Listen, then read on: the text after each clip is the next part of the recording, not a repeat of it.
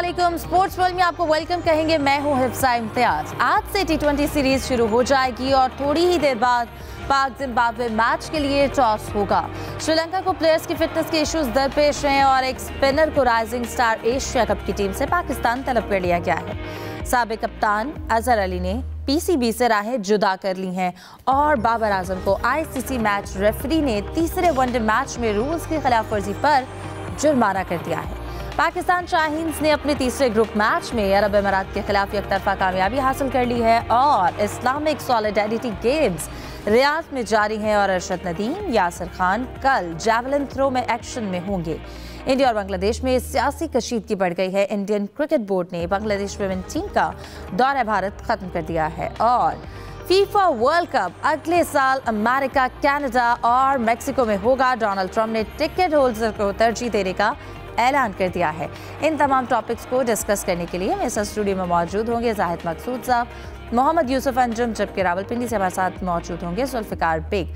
आप तीनों को वेलकम कहूंगी। उम्मीद करती हूँ आप लोग खैरियत से होंगे। जाहिद साहब, आपसे आगाज़ करती हूँ। सबसे पहले हम जिक्र करते हैं, अजहर अली ने PCB को खैरबाद कह दिया है और अगर उनकी बात की जाए वो PCB में सेलेक्टर और इसके अलावा जिम्मेदारी जो संभाल रहे थे, आपको क्या लगता है उनके इस्तीफे की वजह क्या है? ज़ाती फैसला है या फिर फैसलों में जो उनके फैसले थे उनमें मुदाखलत बढ़ गई है?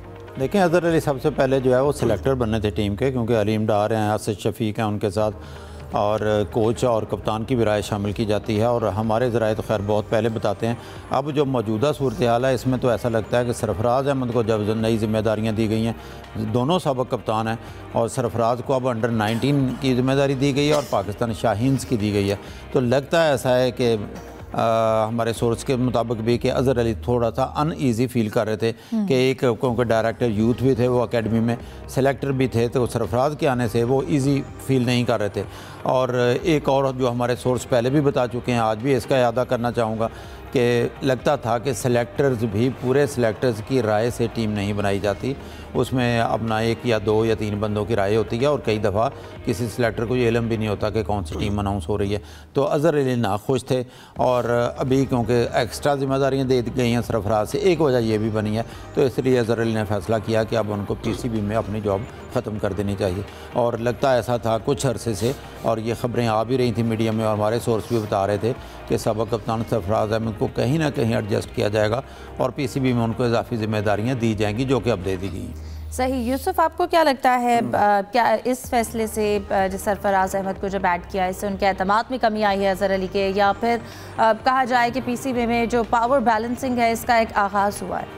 देखें हिफ्सा, अजहर अली जो अगर उनको कहा जाए कि पाकिस्तान के बहुत ही बड़े शरीफ आदमी उनका शुमार होता है क्रिकेट में, और उनकी तरफ से ये इस्तीफ़ा देना यकीनी तौर पर एक थोड़ा सा सोचने वाली बात है कि पाकिस्तान क्रिकेट बोर्ड में मामला वैसे नहीं हो रहे जिस तरह की तवक्को की जा रही है। अजहर अली के जैसा जायद साहब ने भी बताया कि वो पहले सेलेक्टर बने, फिर उनको डायरेक्टर यूथ डेवलपमेंट बनाया गया, जो यूथ की जिम्मेदारी थी जिसमें अंडर 19 थी और दूसरी जूनियर टीम में थी, सारी उनकी ज़िम्मेदारी थी और उसके लिए उन्होंने बाकायदा तौर पर ट्रायल्स भी किए। बाद में मुल्तान में भी कैंप लगा, उन्होंने बड़ी मेहनत की थी अंडर 19 टीम के हवाले से। और यकीनी तौर पर शरीफ आदमी होने के साथ साथ उनको गुस्सा भी आता होगा कि अगर एक चीज़ मैं कर रहा हूँ तो मेरी जगह पर बगैर कोई एतमाद में लिए गए मुझे किसी नए खिलाड़ी को आपको शामिल किया गया है। सरफराज अहमद जब शमूलियत के हवाले से बातें सामने आई तो उस वक्त से अजहर अली थोड़े परेशान थे और उन्होंने पाकिस्तान क्रिकेट बोर्ड के हुकाम से इस बारे में बात भी की और गालिबन मेरे ज़वाय ने यह भी कन्फर्म किया कि उनकी सरफराज अहमद से भी बात हुई थी कि मैं आपकी वजह से कोई अपना ऐसा फैसला नहीं ले रहा, लेकिन PCB की जो पॉलिसी है उसको बेहतर बनाने की ज़रूरत है। जब सारी ज़िम्मेदारी मुझ पर ज़िम्मेदारियाँ दी गई थी तो मुझको फिर बगैर मुशावरत के किसी नए बंदे को लेकर आना यकीनी तौर पर उनका दिल दुखा, जिसकी वजह से उन्होंने सोचा कि बेहतर है कि मैं जो जिम्मेदारी हूँ उससे सबकदोश हो जाऊँ। इससे पहले आपको याद होगा कि सिलेक्शन के मामले में भी यकीनी तौर पर यही हम सुनने को मिलते हैं कि 2 बंदे इस वक्त सिलेक्शन चला रहे हैं सारी, एक आकिब जावेद, एक माइक हैसन है, जबकि दूसरे जो सिलेक्टर हैं उसकी ज़्यादा अहमियत उनको नहीं दी जा रही।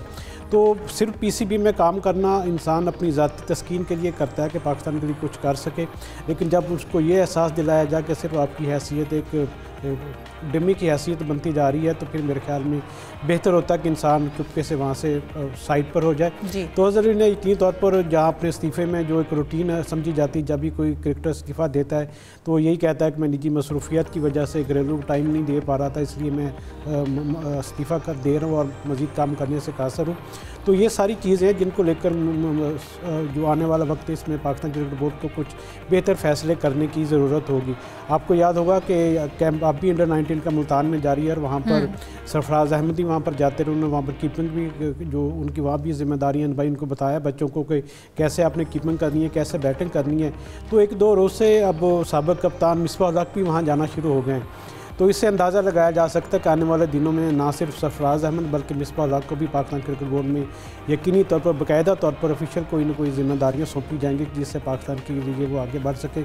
और मिसबाह के साथ साथ मेरे ख्याल में सरफराज अहमद को भी अब दोबारा से सिलेक्शन कमेटी के मामलात में और डायरेक्टर डेवलपमेंट के हवाले से उनको कंसिडर किया जा रहा है। सही। जुल्फ़िकार बेग, आपकी जानिब आऊँगी। सबसे पहले आपसे जानना चाहूँगी, अब से कुछ देर बाद जो ट्राई सीरीज़ है उसका पहला मैच होगा पाकिस्तान और जिम्बाब्वे के दरमियान और 5:30 बजे गालिबन मैच का जो है वो टॉस होगा। तो वहाँ स्टेडियम में कैसी गहमा गहमी देख रहे हैं? पिच जो है वो किस तरह की तैयार की गई है?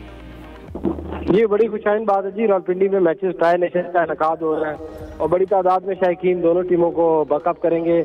और इंटरेस्टिंग न्यूज़ ये है कि रावलपिंडी का जो बड़ा कदीम तरीन रोड है जिसे मरी रोड कहा जाता है, उसके ऊपर श्रीलंका के नेशनल फ्लैग खैर मकदूमी बैनर बड़ी तादाद में लगाए गए हैं और उनका शुक्रिया अदा किया गया। और बच्चे बूढ़े सभी पूछ रहे हैं कि इन झंडों की क्या ज़रूरत है। तो उसके हवाले से शायकीन क्रिकेट का ये कहना था कि श्रीलंका ने एक क्रूशल वक्त में पाकिस्तान का साथ दिया और इस साथ का हमने शुक्रिया इस अंदाज से अदा किया है पाकिस्तान क्रिकेट बोर्ड की तरफ से भी और शायकीन क्रिकेट की तरफ से भी।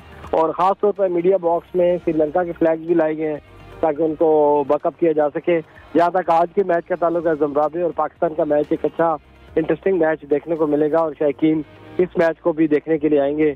बड़ा प्लेजेंट वेदर है, पिंडी का सर्दी है और बड़ा मज़ा आएगा लोगों को क्रिकेट देखने में।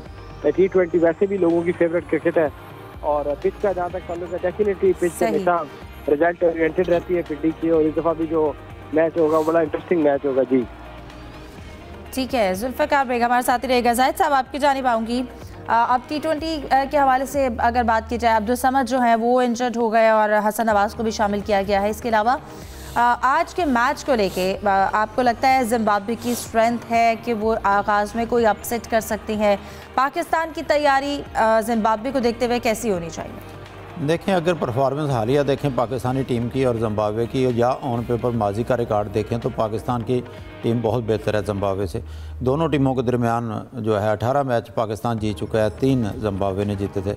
लेकिन T20 मैच में ये कह देना कि अपसेट नहीं कर सकती ये गलत होगा, क्योंकि कोई ना कोई प्लेयर या 5 ओवर अच्छे चले जाएं, एक अच्छा बैट्समैन आ जाए, क्योंकि सिकंदर रज़ा उनके कप्तान है जो ऑलराउंडर हैं जिनका बुनियादी तौर पर तल्लुक पाकिस्तान से ही है, बड़े जज्बाती हैं, लाहौर कलंदर की तरफ से भी खेलते हैं, बहुत अच्छे खिलाड़ी हैं।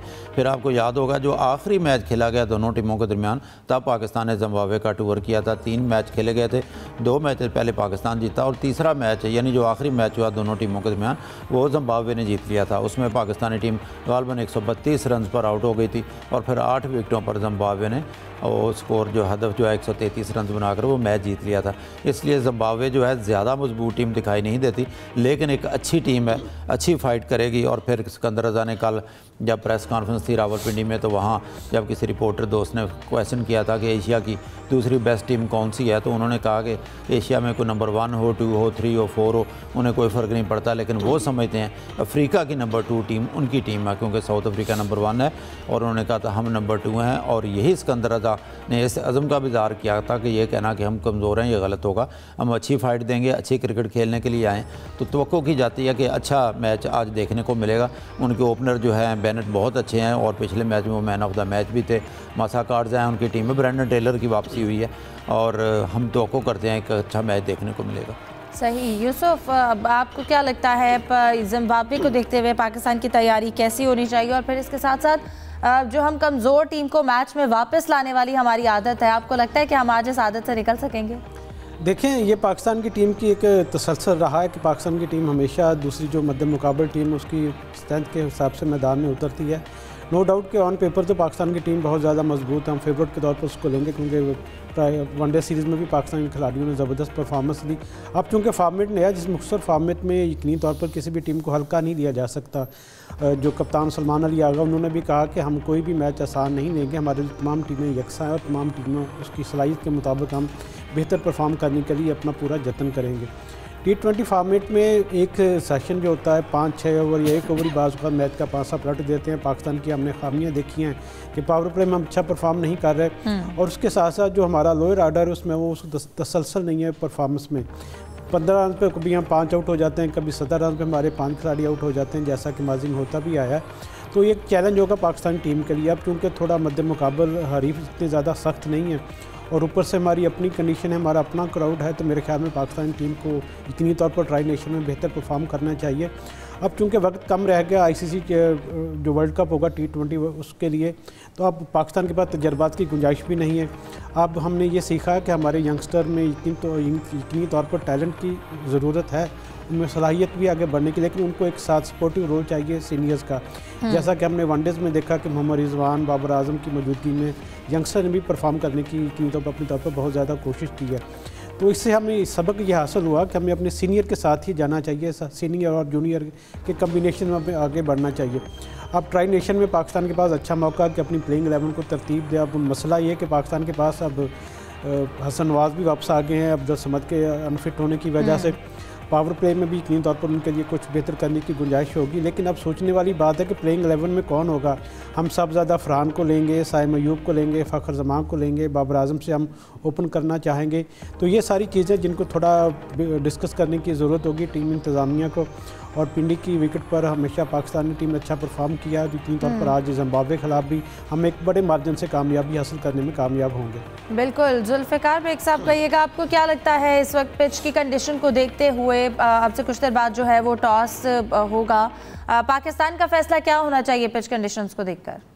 देखिए, पाकिस्तान के जो प्रीवियस रिकॉर्ड है, पाकिस्तान की इस विकेट पे परफॉर्मेंस बहुत अच्छी रही है। अगर आज ये बैटिंग करते हैं तो डेफिनेटली इनको एडवांटेज होगा। और जैसे कि पहले मैच में एक्सपेक्ट किया जा रहा था कि बाबर सेंचुरी करेंगे, तो शायकीन की तरफ से भी और हम लोग यही ख्वाहिश रखते हैं कि आज पाकिस्तान के जो वर्ल्ड क्लास क्रिकेटर है वो आज अपनी परफॉर्मेंस का मुजाहरा दें इस विकेट के ऊपर और अच्छे रन बन सकते हैं। काफ़ी फेमिलियर हो गए हैं और काफ़ी ज़्यादा क्रिकेट इन्होंने रावलपिंडी में खेली है, तो जो ग्राउंड कंडीशन को भी स्टैंड कर रहे हैं हमारे प्लेयर्स, तो ये इनके लिए काफ़ी फ्रूटफुल साबित होगी हमारे बल्लेबाजों के लिए विकेट आज की।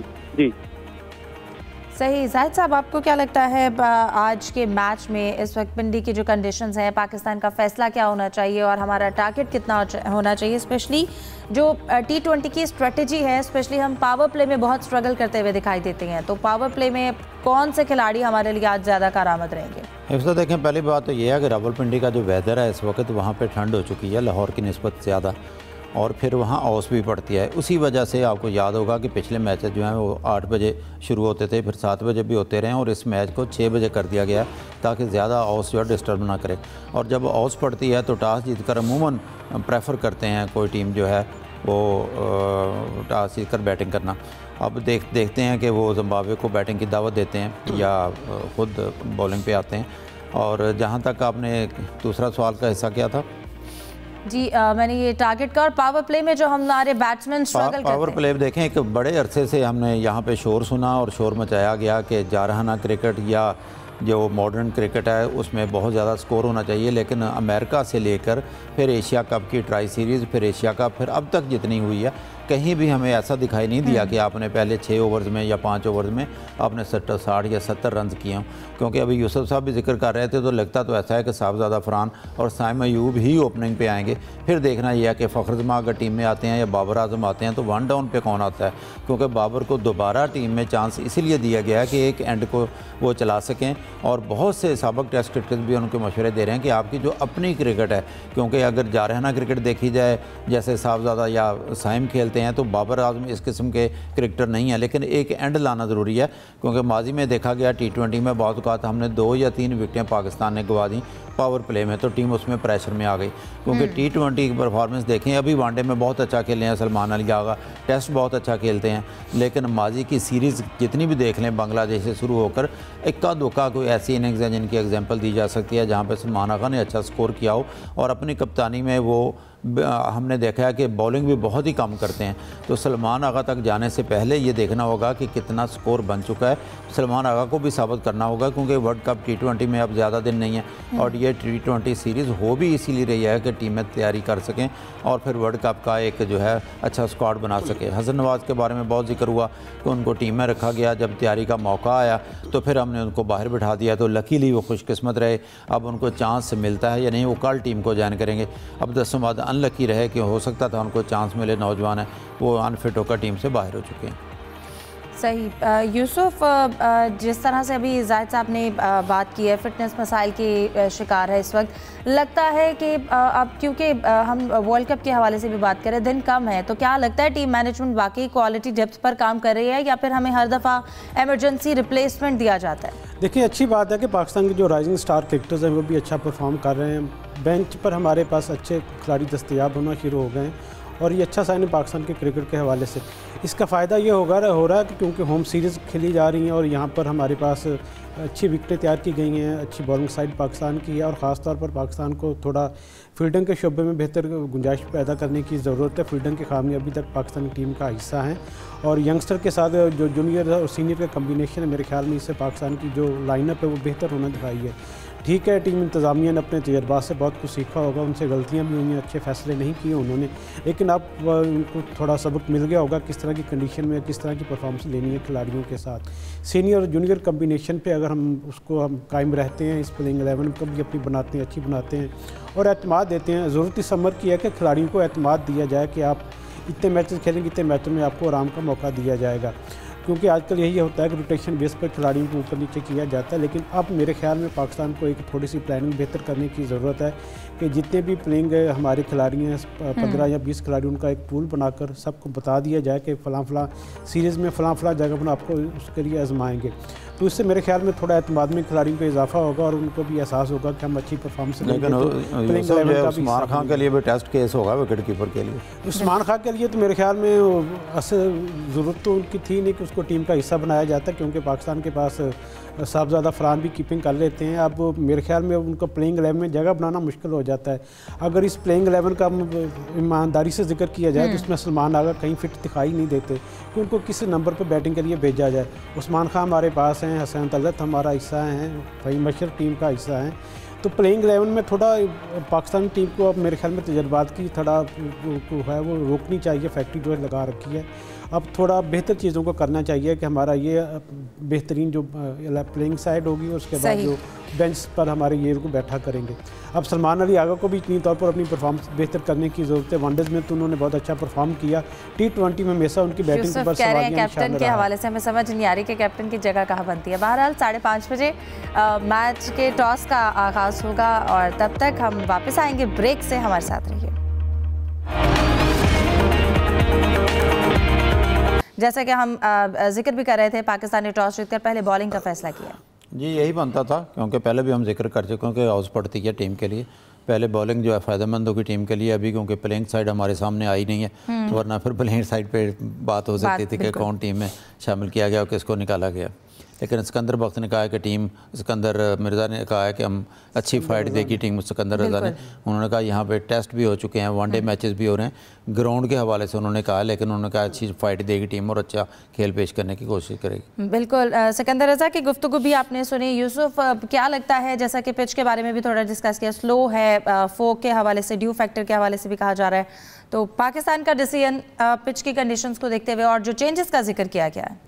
देखें हिफ्ज़ा, लकीली थोड़े से हमारे कप्तान इस मामले में काफ़ी खुशकिस्मत हैं कि वो टॉस जीतने के मामले में हमेशा आ रहे हैं, तो उनके लिए फेवर मिल रही पाकिस्तान को, और इस टॉस से पाकिस्तान को फ़ायदा उठाना चाहिए। मेरे ख्याल में अगर पाकिस्तान की टीम उनको 120-30 रन तक स्टिक करने में कामयाब रहती है तो पाकिस्तान की कामयाबी होगी। अब हमें थोड़ा सा अपनी जो प्लेइंग 11 है इतनी तौर पर उसमें कुछ तब्दीलियाँ उन्होंने की हैं, अब देखना यह कि पाकिस्तान के जो खिलाड़ी हैं वो किस हद तक परफॉर्म करते हैं, ख़ुसूसन पावर प्ले में कितने रन हमारे बॉलर रोकने में कामयाब रहते हैं। इब्तिदा में अगर पाकिस्तान विकेट हासिल करने में कामयाब रहा तो यकीनी तौर पर पाकिस्तान के लिए बेहतर होगा कि वो उनको 100-120 तक रिस्ट्रिक्ट करने में कामयाब रहे।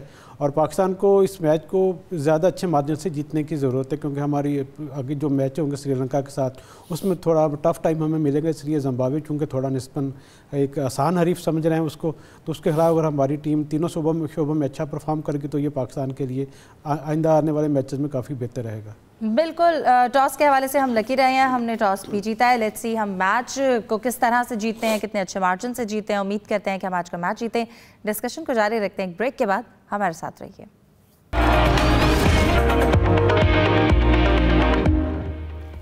Welcome back. यूसुफ, आपकी जानिब आना चाहूँगी, बाबर आजम पे आईसीसी कोड ऑफ कंडक्ट के हवाले से जो जुर्माना हुआ है, जिस तरह से उन्होंने आउट होने के बाद जो बिहेव किया, आप इस पर क्या राय देंगे? हिफ्ज़ा, बाबर आजम के हवाले से तो हमें बहुत कम खबरें मिलती हैं कि उनको आईसीसी की तरफ से कोई कोड ऑफ कंडक्ट की खिलाफ वर्जी पर जुर्माना किया गया। और पहली बार हमें सुनने को मिला है कि उनको मैच फ़ीस का 10% जुर्माना किया गया और उसमें एक जो डीमेरिट पॉइंट है वो भी उनका उसमें शामिल किया गया है।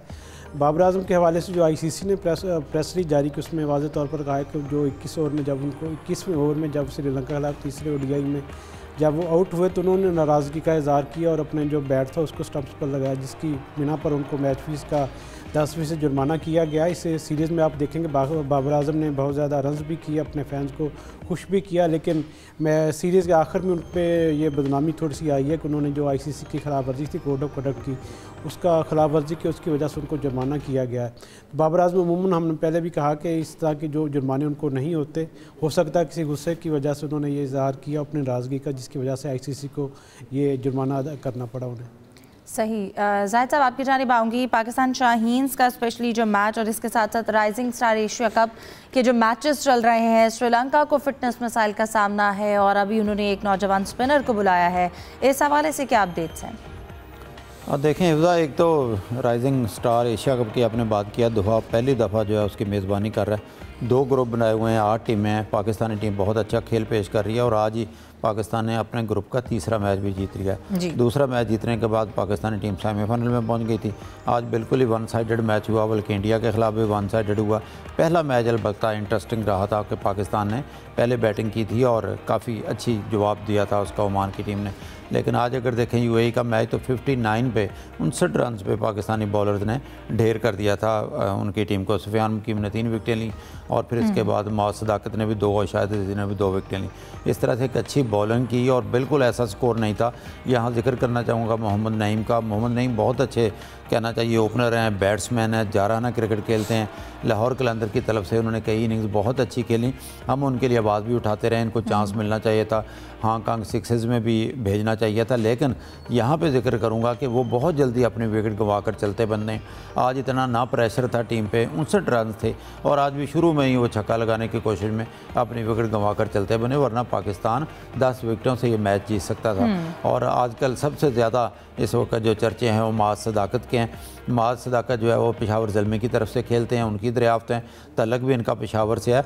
और अभी मैं उनका एक इंटरव्यू देख रहा था जिसमें उन्होंने कहा कि वो बड़े ही खुश हुए जब बाबर आजम जैसे प्लेयर ने वो बैटिंग के लिए डेब्यू के लिए जा रहे थे तो उनको अपना बैट पेश किया था। तो ऐसी चीज़ें भी हौसला देती हैं। साथ ही उन्होंने नौजवानों को भी कहा कि मेहनत करें, मेहनत का सिला ज़रूर मिलता है इंसान को अपनी ज़िंदगी में। तो ओवरऑल देखा जाए पाकिस्तान शाहीन्स टीम बहुत अच्छा खेल रही है। आज एक आउट क्लास कैच लिया उनके कप्तान ने, इरफान खान ने, भागते हुए दौड़ते हुए।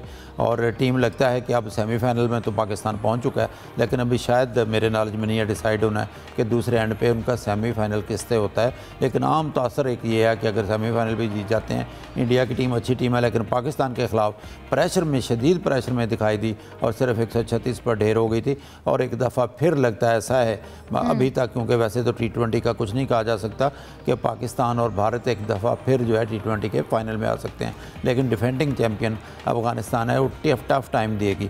लेकिन जो आपके सवाल का दूसरा हिस्सा था कि श्रीलंकन टीम को मसाइल का सामना है, वो मेन टीम में है जो ट्राई सीरीज़ पाकिस्तान में हो रही है। इनके आसालंका को वापस भेज दिया गया है। मनिंदु हसारंगा जो उनके बेहतरीन ऑलराउंडर ऑलराउंडर हैं, बहुत अच्छा खेल उन्होंने पेश किया वनडे सीरीज़ में। हैमस्ट्रिंग इंजरी का शिकार हैं। इन्होंने इस वक्त राइजिंग स्टार में अपने एक लेग स्पिनर मौजूद थे 23 साल, जिनका नाम मैंने 2 दफ़ा याद करने की कोशिश की है, बड़ा ही मुश्किल नाम है। उनको वहाँ से तलब कर लिया गया, हो सकता है वो पहले मैच से पहले पहुँच जाएँ या सेकंड मैच में एक लेग स्पिनर का इजाफा करना चाहते हैं। और फिर हमारे ज़राए और मीडिया रिपोर्ट्स ये भी बताते हैं कि हो सकता है डुसान शनाका को वो अपना फ्यूचर का कप्तान बना दे T20 वर्ल्ड कप तक। सही, बिल्कुल ठीक है। नौजवान स्पिनर को राइजिंग स्टार एशिया कप के लिए जो अभी श्रीलंका के साथ हमारी ट्राई सीरीज़ है उसके लिए बुलाया गया है। मैं आपकी जाने पाऊँगी यूसुफ। अरशद नदीम का अगर हम जिक्र करें, जैसे हमने आगाज़ में भी जिक्र किया, सॉलिडेरिटी गेम्स में जो मेडल्स की गेम है वो किस हद तक पहुँची है, हम कितने हद तक उम्मीद लगा सकते हैं? हिफ्ज़ा, ये रियाज में इस्लामिक गेम जारी हैं जहाँ पर पाकिस्तान को अभी तक सिर्फ 2 मेडल मिले हैं, वो भी कांसी के तमगे मिले हैं बॉक्सिंग के इवेंट में। और अब क्योंकि सारी नज़रें अरशद नदीम और यासर सुल्तान पर हैं, दोनों ही पाकिस्तान के बेहतरीन जेवलिन थ्रोवर हैं। यासर ने तो अभी जो एशियन थ्रोइंग चैम्पियनशिप उसमें ब्रॉन्ज मेडल भी हासिल किया था, जबकि अरशद नदीम ने जो आखिरी उनका इवेंट था वर्ल्ड एथलेटिक चैम्पियनशिप उसमें उनकी परफॉर्मेंस थी वो खासी थोड़ा मायूस कुन रही, जिससे पहले उन्होंने पेरिस में पाकिस्तान का परचम बुलंद किया था। अब सारी नज़रें वाहिद गोल्ड मेडल पर हैं जो हमें अरशद की सूरत में मिल सकता है। यासर को भी हमने यहाँ पर देखा कि उन्होंने भी बहुत अच्छी ट्रेनिंग की, वो भी दावेदार थे कि मैं भी अपना सोने के तमगे के लिए फ़ाइट करूँगा। अब ये जो मुकाबला होगा कल पाकिस्तानी वक्त के मुताबिक रात को 11:05 पर शुरू होगा और आधे घंटे में हमें पता चल जाएगा कि अरशद नदीम इस बार गोल्ड मेडल जीतने में कामयाब होते हैं या नहीं। सही। जाहिद साहब, आपसे जानना चाहूँगी, BCCI ने बांग्लादेश वुमेन टीम का दौरा भारत मुलतवी कर दिया है, क्या लगता है इसकी वजूहात क्या हैं, इस फैसले के पीछे क्या रीज़न है? देखें हिफ्ज़ा, जब से शेख हसीना का तख्ता उल्टा गया है बांग्लादेश से और उसके बाद से देखा गया कि भारत और बांग्लादेश के दरमियान ताल्लुकात में सरदमोहरी आ गई है। इससे पहले मेंस टीम जानी थी भारत की, जिन्हें बांग्लादेश का टूर करना था, उन्होंने माजरत कर ली थी कि उन्होंने ताख़ीर की कि अगले साल आएँगे टीम। और फिर इसके बाद ACC का आपको याद होगा इजलास होगा, जिसमें जो है BCCI के अहदेदारों ने ये मौक़िफ़ शुरू में इख्तियार किया था, हम बांग्लादेश नहीं जाएंगे, ACC का इजलास कहीं और होना चाहिए। चेयरमैन मोहसिन नकवी अपने चीज़ पर मौक़िफ़ पर कायम रहे कि ये इजलास ढाका में ही होगा और आखिरी लम्हात में राजीव शुक्ला अपने साथी के साथ जो है वहाँ पर पहुँच गए थे और उन्हें उसमें शिरकत की थी। अब जो है दिसंबर में विमेन टीम बांग्लादेश की जानी थी भारत में, और आपको याद होगा कि गुज़श्ता रोज़ ही वहाँ के कोर्ट्स ने फैसला सुनाया शेख हसीना के ख़िलाफ़ सज़ा का। हो सकता है एक वजह ये हो सियासी कशीदगी बहरहाल दोनों मुल्कों के दरमियान, और BCCI ने अब बांग्लादेश क्रिकेट टीम से माजरत भी किया, उन्होंने कहा कि ये दौरा फ़िलहाल मनसूख कर दें।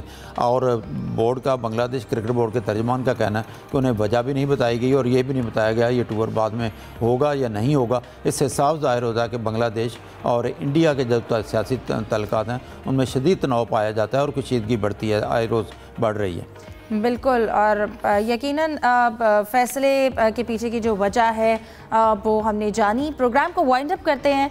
जुल्फ़िकार बेग हमारे साथ मौजूद है, ज़ाहिद मकसूद साहब, मोहम्मद यूसुफ अंजुम, आप तीनों का बहुत शुक्रिया। हमें दीजिए इजाज़त, अल्लाह हाफ़िज़।